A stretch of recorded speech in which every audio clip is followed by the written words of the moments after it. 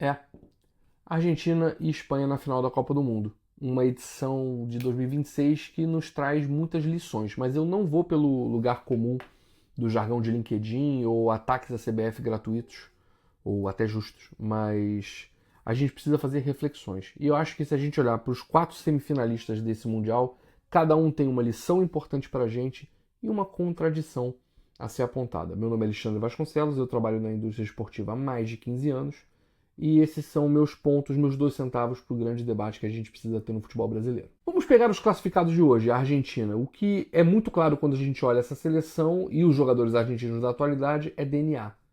Você vê atletas que estão adaptados, na sua maioria, às exigências do futebol moderno, mas eles carregam um quê muito identificável do futebol argentino, tanto com a bola no pé, de você ter jogadores que jogam por dentro do campo, no meio de campo, na parte criativa e até no ataque, que gostam de ter a posse de bola, de trabalhar a bola, um futebol que você vê que prioriza a intensidade, mas são jogadores que são intensos com a bola no pé e intensos sem a bola, brigam pela bola.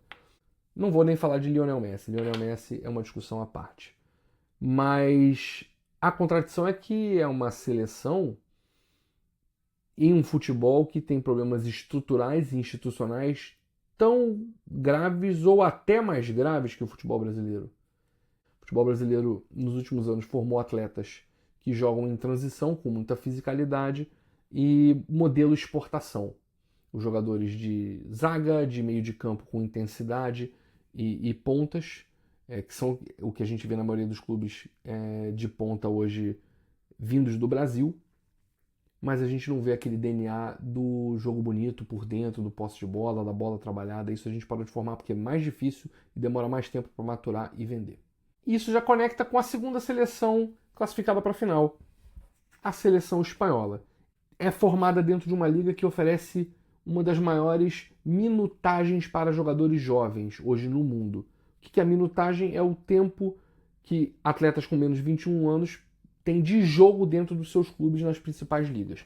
E a Espanha oferece isso bastante. Muito em função do Barcelona, claro, que desde os anos 2000 se reconsolidou como um grande formador e um clube que dá prioridade aos atletas da sua base. Perdeu um pouco do caminho, voltou recentemente e boa parte dessa seleção é formada na escola barcelonista.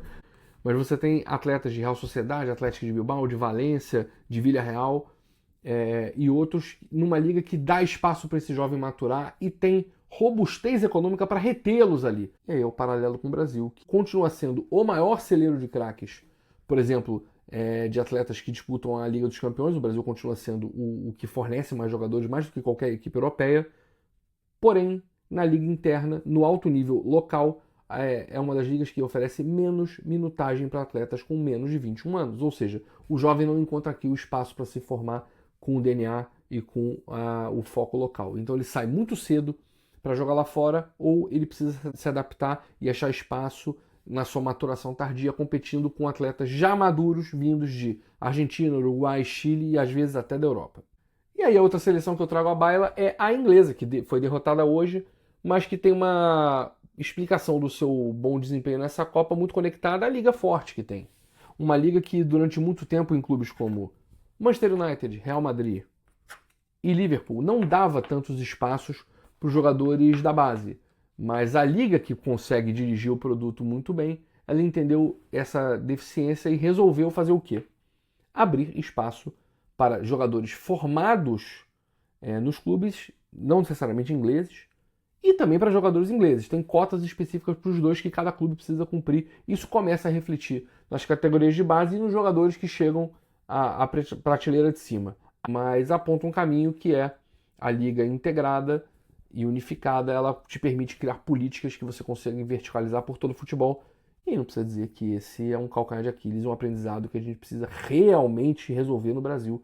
É uma das principais contradições a gente ter um produto principal do futebol brasileiro tão ainda desfragmentado em sua visão e execução.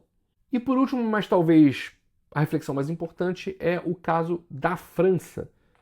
O futebol francês há mais de 30 anos trabalha a formação de forma integrada entre os clubes e a Federação Francesa, num projeto que envolve 16 núcleos espalhados pelo país, que recrutam os melhores jogadores da região entre 13 e 15 anos para fazerem parte de uma seleção local desse núcleo. O atleta sai durante a semana dos seus clubes e vai para esses núcleos, treina e volta nos fins de semana para disputar partidas pelos seus clubes locais. Esse projeto tem como joia da coroa o centro de treinamento de Clairefontaine, na região metropolitana de Paris, que formou, entre outros, Thierry Henry lá atrás e Kylian Mbappé atualmente. A França é responsável por mais de 90 atletas nessa Copa do Mundo. A contradição é que a Liga de Clubes é mais fragilizada do que Espanha e Inglaterra, que a gente citou. Hoje depende muito do Paris Saint-Germain para ter brilhos internacionais dentro do continente europeu, mas o segredo do Paris Saint-Germain está no investimento externo feito pela entidade soberana do Catar no clube, e a Liga ainda precisa de ferramentas e elementos para disseminar o futebol de alto nível dentro. Então esse talento é bem formado lá, mas geralmente ou ele matura no PSG ou ele sai para jogar nas outras ligas com mais variedade de clubes com poder econômico. O paradoxo com o Brasil é: a gente não tem uma política nacional integrada já bem implementada de base e federação, e no caso a CBF.